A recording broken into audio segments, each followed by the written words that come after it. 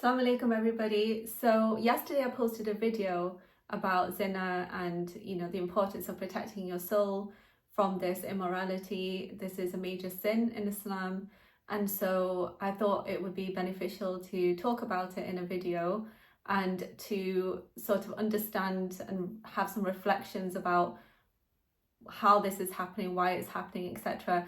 I thought I'd do a part 2 and maybe I'll make a series out of this just as I get more reflections, because it's really hard to fit everything into one short video, and it's probably not a short video for you anyway, because I can imagine listening to someone speak for 10 minutes or more can feel like a long time. Sometimes I will speed up videos to 1.5 or 2 times the speed, so feel free to do that if that helps you to watch my videos on this topic and if you feel that these videos are benefiting you. But basically I did this topic and I've seen a lot of comments on it, and there's a lot of people are watching it. I think it's got over 1,000 views in less than 24 hours. So I thought, you know what, I think I should talk a bit more, because when I watched myself back as well, I realized that there are lots of points that I didn't actually make. And I'm trying to make these videos really organic. I'm not scripting them. I have scripted videos before, but I didn't want to script these videos because, I find that when you speak from the heart, it comes across as I'm connecting with the audience a lot better. So I just want to speak from my heart and my experience in these videos. And then obviously, if there's a need to structure videos and to script them in the future, then I'll do that. But for now, this is what I want to do. And this also enables me to make more content and post more frequently and do that consistently. I'm trying to be consistent with this. So let's see how it goes. And thank you for watching this video. So let's get straight into it. Zina is quite a big topic, and it's one that is often hushed in the community. It's not one that's openly spoken about, and that's why I wanted to sort of break down that barrier a little bit. And only because this is rampant in the Muslim community. This is not something that only a few people are indulging in, and it's just the naughty ones in the community. It's something that a lot of people are indulging in, including high flyers, including very accomplished people. And I've spoken to many people for the purpose of marriage over years, and most of them, in fact pretty much all of them, were highly accomplished, good looking, otherwise they had the whole package. They were considered to be very good looking, very accomplished, successful, well educated, yet they have given into this temptation at some point in their lives. And it really used to leave I don't want people to take this the wrong way, but it used to leave a bad taste in my mouth. You know what I mean? I used to feel this is not a good reflection of someone's character. When I'm considering somebody who is going to be, who I need to see, is that person capable of being a good father? What sort of example is he going to set for his children? And what sort of a husband will he be? And will he be trustworthy? And has he demonstrated those values in his character? And does he exhibit in action that he can be a good Muslim leader in the family? Because a Muslim man, just like any other man, is expected to be a leader within the family, or at least within the traditional way of looking at family. Man is supposed to be seen as the leader. I know you might not agree with that. You might think a woman should equally be a leader, and a woman does lead in the family as well in her own way, but in terms of certain things decisions and things like that, traditionally it's always kind of been the man. But the way I look at it is not really relevant, but if you want to know how I look at that, is yes, I do agree with that, but also I do agree with the two partners, the husband and wife, discussing things and being open with each other so that there are no misunderstandings, that there are no conflicts in the marriage, or at least that those are reduced because you're discussing major things that happen. But anyway, that aside, and my own opinions aside, which are not really important or relevant to this conversation, I do want to focus on the fact that when we are looking for a marriage partner, we're looking for, or we should be looking for, their character, their deen. We should be looking for are they on the straight path? Are they showing in example? Are they showing in action that they are walking the straight path? Or are they lacking in discipline? Are they lacking in character? Are they lacking in morality? And what actions are backing their words? So, I mean, I understand that when people succumb to a temptation that can lead to zina, it's because they're craving emotional connection. And, you know, we have a lot of problems in our society, and I touched on this, but I didn't really elaborate on it in the last video. We have so many problems in our society where, you know, men are kind of like, I remember when I was growing up as a young girl, like I always used to get brainwashed, just as the men were, that they shouldn't express emotion and that is a form of weakness. And even in the workplace, for like the longest time, emotion was seen as like a massive weakness, like don't show emotion. And I think that's been changing now, but I don't really, because I've not worked in an office, so I don't know how much in practice that has changed, but I believe it's changed from what I read on like LinkedIn, etc.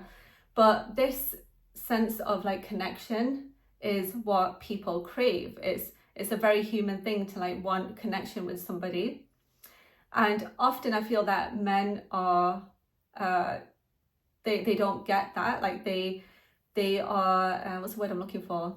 They are deprived of connection, and especially in a Western society, because like when you go to when I've been to like I've traveled the world quite a bit, alhamdulillah, and when I've been to like the Middle East or like, you know, Eastern countries, I normally see that men can be like more open with each other in showing their affection to each other, and like, you know, they can hug each other, or they can even peck each other on the cheek and things like that. But like here in the West, those things are, even between individuals of the same gender, it's discouraged. It's seen in a negative light to have any kind of connection. Whereas women, you know, we can like hug each other, we can have that connection with each other. So I think this is one of the reasons why people, especially men, will like succumb to this wrong path. That's one of the reasons, and there are so many reasons that I can think of, and there might be some reasons that you can think of. And, you know, I really like the fact that people have been commenting on the last video and like stating reasons. And someone said that it's because, you know, marriage is so difficult these days, like it costs so much, and it's so hard to arrange. Yes, that's definitely a reason of hindrance to marriage, but, you know, that doesn't mean that two individuals, you know, should, like, you don't just fall into zina. People don't just fall into zina. It takes many steps to get to the point of doing zina. Like, you have to go somewhere private, you have to like think through things, and, you know, it's not something that most people just like fall into. It takes conscious thought and action to get to that point.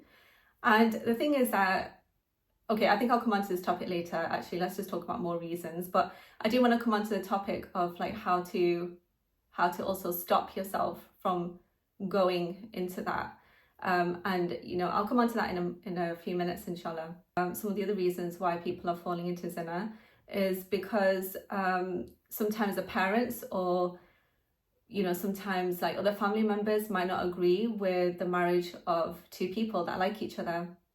There could be sort of cultural differences, like, you know, people might not like or agree with certain cultures or things like this, and that's not Islamic, because obviously in Islam, all Muslims are in the Ummah, like they're all a community, they're all the family. So to see somebody from a different race or ethnicity as being lesser or lower just because they're of that ethnicity is not Islamic at all, and it's highly discouraged.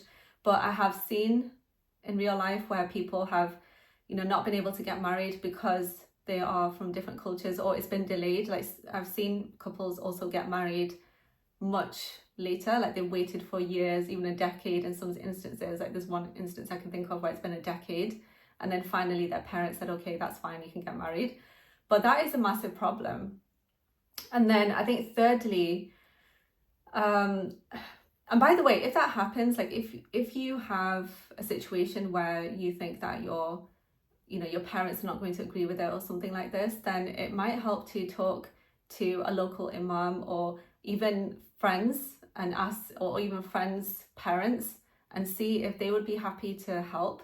Because when I saw this situation once, I actually spoke to my mum about it, and I was like, Mum, can you help that family? Like, you know, they're having this issue. And she said yes, and alhamdulillah, it got solved before my mum had to intervene. But at least, you know, those people knew that my mum can help with that. Like she can bridge the gap and she can help to make that happen. So, you know, we have to remember that we are a community. We're supposed to be there for each other. And if someone is struggling with something, then we support them and we help them and we make them stronger, like morally, give them moral support, emotional support, and physical, practical support as well. I think that's super important.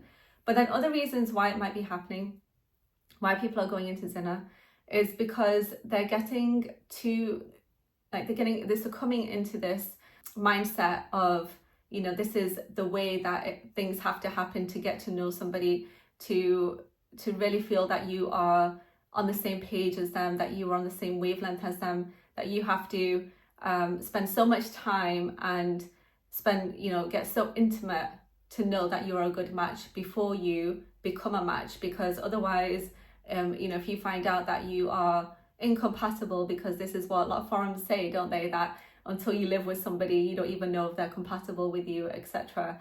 Until you do that, then you are possibly going to risk a very messy divorce, which can be very expensive, and this and that. And this is not even to touch on the topic of how some Muslims don't even believe in a registered marriage. So, you know, if some people don't even believe in that, they just want a nikah, they don't even want to register their marriage because they think that in the event of a divorce, they don't want to lose any money, even though the reason you're earning money in the first place is so that you can support your family. But anyway, let's not go into that topic in this video in too much depth. I want to stick to the main topic of zina. But so that's like another reason. And then other reasons can be that, you know, people are, they're kind of romanticizing how marriage should happen. So they're watching films, they're watching certain programs, they're surrounding themselves by people, social media. The algorithms are also pushing content on them, showing them how, you know, how this couple came about and how they got to, you know, spend a lot of time with each other. And a lot of people don't have like good influences and good role models around them. They're not spending time at the masjid. They're not exposing themselves to good influences. They think that doing things the right way is like the ancient methods and ancient traditions, you know, like how in the Quran Allah says that the foolish people said that these are tales of the ancients. So sometimes when things change in society, people can think, okay, well, that was like the old way of doing things. Now this is a new way, this is a cool way of doing things now, to, you know, to go and like spend time with each other, become a boyfriend and girlfriend, and then see where it goes. But no, because, you know, if Allah has set limits, it's for very good reason. He's protecting your heart, your soul, your mind, and literally your biology as well. I don't know if a lot of people know this, but your biology literally changes when you have that intimate experience, that physical experience with somebody. Like when you do zina with somebody, like you're, also in the context of marriage, like when you have that relationship, then, you know, your biology changes. But in marriage, it's fine because it's just two people. But when you're like boyfriend, girlfriend, you can practically break up and then you can go and have another partner in the same way and do that same thing all over again. It's actually messing up your biology. So it affects like your immunity. You have an imprint of someone's DNA in you as well. Like that can persist for a very long time, maybe even permanently, who knows. But yeah, your immunity literally changes, your cell biology and all of these things, they get affected. And this is not even to speak of your neurology, your nerves, and how, you know, your nervous system can get affected and how emotionally you can get numbed. You know, all this kind of damage that happens is so important to remember. Like you're not just risking STDs and diseases, like you're literally risking a lot more than that. Your soul, your literally your biology, like, you know, your biology is getting changed as a result as well of illegal activity, according to Islam, of course. I'm talking about Islam. If you're not Muslim and you're watching this video, then just know that this video is targeted to Muslims. So it's really important to look at like what's happening, why is it happening, what are the factors that are leading to this, what are the ills in society. And when you get to the root of the matter, that's when you can start to recognize the problem, acknowledge the problem, And then you might be like, oh, actually, this gives me motivation to change. Like now I realize that I'm hurting myself, I'm hurting my future. I might not be respected or trusted by my future spouse because of my actions, because of how I'm behaving. And so this should make people think twice about anything that leads to zina. It's really important to like think before you act, and just for the sake of connection, temporary pleasure, or the hope that you will be connected to this person in marriage in the future if you do this, because there's a lot of pressure that way as well. There are some people who think that the only way I can prove my love to somebody is if I do this, and that is very harmful. It's very dangerous, because how do you know that person's even going to respect you if you do that? And how do you know that they will not just do the same thing with several other people? And how can you even trust this person who has no fear of Allah, who calls himself a Muslim, but they don't even know the ABC of Islam? They don't respect the religion. If they don't respect the religion and they don't respect Allah, what makes you say that they will respect you? So I know this is sounding really heavy, but it is heavy. It's a heavy topic. It's not a topic that we can take lightly. And it's a topic that I kind of wanted to talk about for a while, but I was just like, okay, it's a heavy topic. It's a difficult topic. And I hope I'll be able to deliver it the right way. But, since I've opened this topic already, I want to kind of complete it in the right way. So that's what I'm trying to do here. I hope it's coming across the right way. If I make any mistakes in this video, then, just know that those mistakes are mine, and, do your own research. If I'm giving references or anything that could be slightly inaccurate or something like that, that's just my own mistake. If I do anything like that, my intention is to help, and my intention is to inspire you as a sister. If you're in a situation where you're feeling tempted to fall into this, then first thing I would say is take a massive step back. Sometimes people can get so close to each other emotionally that they then feel that they have to owe them. Like I've heard about these things as well, like people feeling that they have to, like that's the natural next step. But no, the natural next step is nikah. And really, once I've done a lot of reflection on this, I realized that actually, these conversations, like they shouldn't be going so deep that you get so emotionally attached to somebody without there being somebody there. I think it's really important to have someone there if conversations are starting to go deep.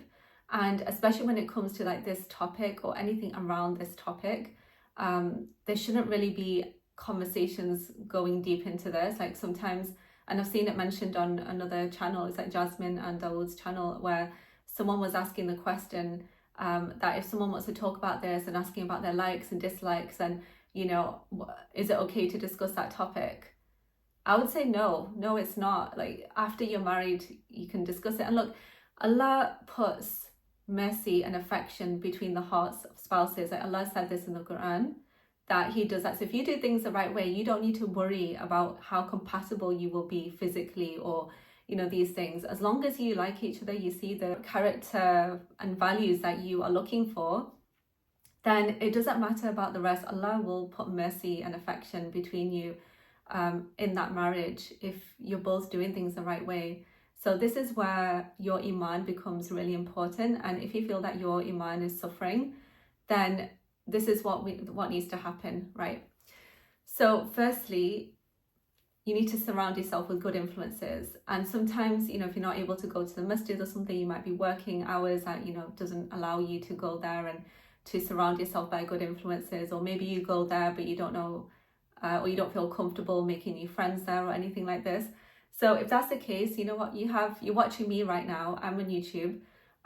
There are many channels of amazing Muslim influencers that are like on the right path, people that are doing tremendous things, people that are taking huge risks, and they're going to places to help people who are in need, people that are spending their lives, sacrificing their lives. They are doing things that are much greater than themselves. Like there are people, and a lot of these people mentioned in the Quran as well, there are people like this today. And we've seen them, we're seeing them today. If you know what I'm referring to, then great. But, you know, there are people that are making huge sacrifices to go and help entire nations of people who are oppressed, who are struggling, who are suffering. They are sacrificing themselves. They know that they might lose their lives in the process, yet they are still going and they're doing that thing to help those people. So how can we be so selfish to, I mean, it's not even selfishness, because like selfishness would be at least you're doing something good for yourself. But in this endeavor of doing zina, you're actually harming yourself. So it's not even selfishness. It's just wrong. You know, it's wrong, it's sinful, and it's harmful. So what we'd have to do first is go back, and if you not open the Quran, then open the Quran and start reading it, and read it with humility, and keep saying Auzu billahi minash shaitanir rajim. So keep asking for protection from Allah when you do this, because you know the whispers of the shaitan can be really influential. And if you are considering zina or you've done zina, then definitely those whispers have got to you. And this is a big sign to you, this video right now, that you need to go back to the Quran, you need to ask Allah for forgiveness, do istighfar, and genuinely mean it. And everything that you say and that you make dua to Allah for, say it with conviction, say it with meaning, say it like you mean it.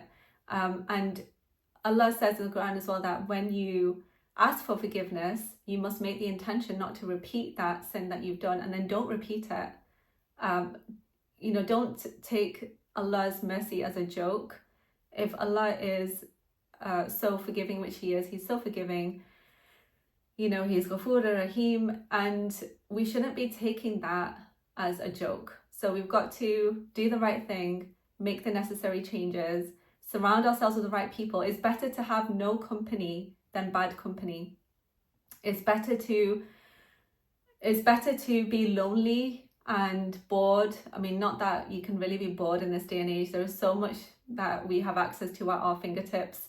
There are so many, you know, you can learn a new language, you can go out and start running, there are so many things you can do. You can go join like a tennis club or something, and you can preoccupy your time with things that are going to make you feel fulfilled. Like for me now, you know, making YouTube videos is part of the fulfillment. I actually have a lot of goals and a lot of things that I do, but this is something that does make me feel fulfilled now. Before it used to scare me, but now it doesn't. Like now I'm in a place where I feel really comfortable with it, and I'm not affected by how people receive me. It doesn't matter to me if there are negative comments anymore, these sorts of things. Like even if there's hate, everyone gets hate. But if I get hate now, like I'm okay with it. It's all right. You know, this is just the world. There's good and bad in it. Some people will love you, some people will hate you. It's okay. So yeah, we've got to come back to the core message of Islam, make our iman stronger, isolate ourselves if we have to. Now remember Yusuf alayhi salam. Remember the story in Surah Yusuf, where Yusuf was gorgeous, by the way. He was a beautiful, handsome man. We know that because of how he was described in the Quran. And he had such stunning beauty that the women who were gathered once cut their hands when they saw him, because they were just so distracted, like they were so dazed by his beauty, they're so dazzled that they couldn't even focus on what they were doing, which was cutting fruits. And this exercise was given to them by the temptress who tried to tempt Yusuf alayhi salam into wrongdoing. Now in real life, this is very relatable, because you know there might be people that you know who might try to tempt you, or they might give you false promises. They might be like, oh, you know what, it's okay, or they might make it like a smooth transition. And a lot of these people are charming, they can be quite very over friendly, and you know, and they might be dazzling as well to look at, but they can tempt you into wrongdoing. Going back to Yusuf alayhi salam's story, so he was in a position of temptation, and he lived in this household where this woman lived, and she was, you know, in authority. So it's not like he could even get away from her, because he was living in her house. So that made it very difficult for him, and he made dua and he asked Allah sincerely to protect him, so that he said to Allah that jail is dearer to me than what she is calling me to, because he knew that this is going to harm him, you know, mentally and his soul. etc. So he made this dua, and then Allah saved him by putting him in jail. And it's not easy to go into jail. Obviously, he was living in a wealthy household. He could have just been like, oh, but I'm living comfortably here. I have freedom of movement, etc. Why, like, so a lot of people in that position would have just given in and then just continued to enjoy whatever it is that they're getting in that household. But he didn't let it get through to him. And we need to reach this status of Iman. And remember, these prophets are examples for us. They've been sent as examples to us. So we have to watch their example, learn about their example, picture it in our heads. When I say watch, I mean like I can literally visualize in my head what's happening when I tell you the story. And I can see it playing out. So for me, it becomes very real. And when you imagine things, or maybe you're not like a visual learner, you might be like an auditory learner or something, you can just hear things being said or something like that. It can help you to cement that story into your mind. It can help you to relate to it better, so that when you relate to it and when you internalize the lesson, then subconsciously you're programming yourself, because you're going to learn that, okay, this is bad, this is what Allah has taught us. And when you do this repeatedly, and Allah says in the Quran that repetition, is important as well for your learning, for your understanding. So when you repeat things and when you go over these lessons, and Allah has used a lot of repetition in the Quran to like really teach us lessons, so that, if there's something important that we might have missed somewhere, we're going to come across it again in another chapter. So use this in your real life, like keep reminding yourself, keep repeating to yourself what your purpose in this life is, who you're serving, which is Allah. And no matter how hard the test gets, because trust me, staying on the right path is so hard at times. So I totally relate to any struggles that you might be facing. I know it's really hard. I know how much, you can feel beaten to your core sometimes when, not only internal pressures, but external pressures, things that people are saying, things that people are assuming, things that, and it can get really, really hard. So we've got to center ourselves, and we've got to do the subconscious programming so that we don't rely on any external validation. And, if we need connection, we know that we have connection with Allah. If we need a bit more connection, we can go to the masjid, hug the brothers there, or like, just make some friends and become closer to your family and to the people who care about you. And if you have problems with family, then, try and find other sets of people. Sometimes you just need to travel. Like sometimes when you travel, you can find amazing communities overseas. I remember that I went to Turkey a few years back, and I went to pray in a masjid, because whenever I travel, I tend to stop at mosques and I pray, no matter where I am in the world. Even if I'm at home in the UK, I will stop, even if I'm at services, etc. So I remember going to this mosque in Turkey, and there was a lady there who just, like, she asked me, because I went to ask her about where to go and pray and in the mosque, so where to go and do my wudu in the mosque. And then she asked me, where are you from?